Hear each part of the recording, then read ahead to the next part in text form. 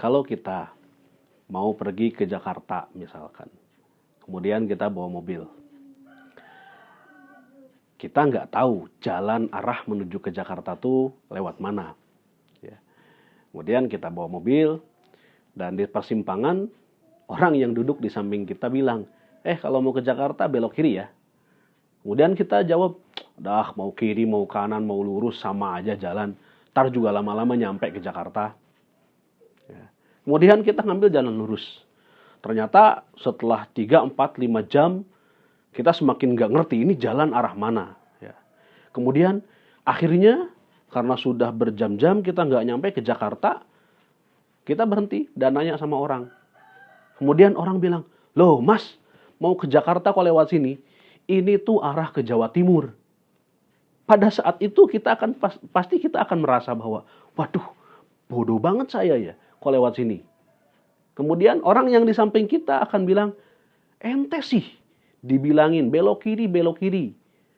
Jangan sok-sok, udah yang penting nyampe, ntar juga lama-lama nyampe. Betul, nyampe memang. Tapi nyampenya setelah kesasar, setelah dimarah-marahin sama orang, setelah kita capek, lelah, nyari jalan tak tentu arah.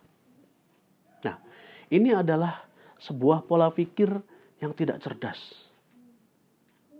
Orang, kalau dia hanya mengatakan gimana nanti saja, maka ini adalah sebuah kepasrahan tanpa ilmu. Maka ketika kita menghadapi sebuah wabah, menghadapi bencana COVID-19 ini, jangan ada kata-kata,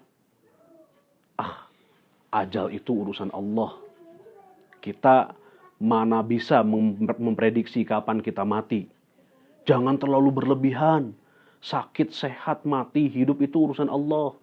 Kita mah jalan-jalan aja.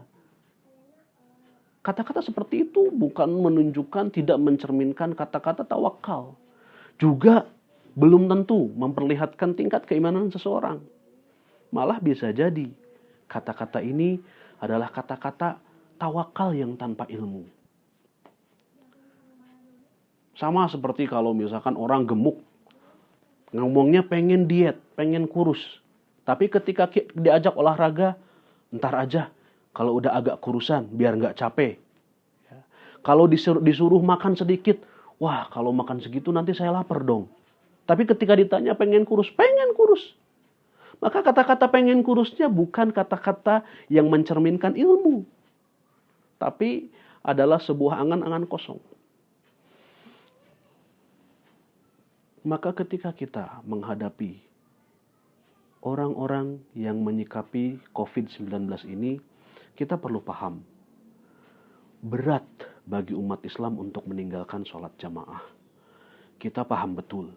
Berat sekali bagi orang yang sudah puluhan tahun melakukan sholat Jumat, tiba-tiba sekarang tidak boleh melakukan Jumatan. Tapi tidak berjamaah, tidak sholat Jumat. Itu bukan berarti menunjukkan seseorang tidak tawakal pada Allah. Bukan berarti menunjukkan keimanan dia itu lemah. Bukan berarti dia tidak mau mendekatkan diri pada Allah di saat-saat bencana seperti ini. Justru langkah ini adalah ikhtiar yang menunjukkan tawakal dengan ilmu. Yang menunjukkan bahwa karena kami tidak faham tentang kesehatan ini, maka kami percaya sepenuhnya pada dokter. Dokter menyarankan menjaga jarak, membatasi kerumunan. Maka tidak adanya sholat Jumat, tidak adanya sholat berjamaah. Ini adalah sebuah ijtihad. Sebuah usaha para ulama untuk membatasi, untuk meredakan wabah ini. Tidak perlu kita merasa bahwa tanpa sholat Jumat, tanpa sholat berjamaah, kita menjadi tidak soleh.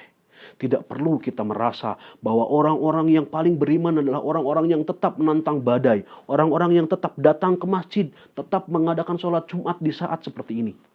Karena agama itu bukan dengan perasaan.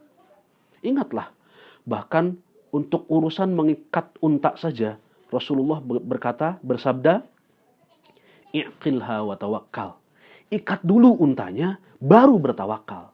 Ikhtiar dulu, baru tawakal. Tidak ada sholat Jumat, tidak ada sholat jamaah, itu adalah bentuk ikhtiar. Tidak menunjukkan lemahnya iman seseorang, tidak menunjukkan menipisnya iman seseorang. Tapi itu bentuk ikhtiar para ulama dengan harapan mudah-mudahan ikhtiar ini bisa meredakan wabah. Mudah-mudahan ikhtiar ini bisa meminimalisir. Dan mudah-mudahan dengan ikhtiar yang optimal, kita bisa menyambut Ramadan dalam kondisi yang normal. Kita bisa kembali ke masjid, mengikuti tarawih, kuliah subuh, dan mengadakan ibadah-ibadah lainnya di masjid.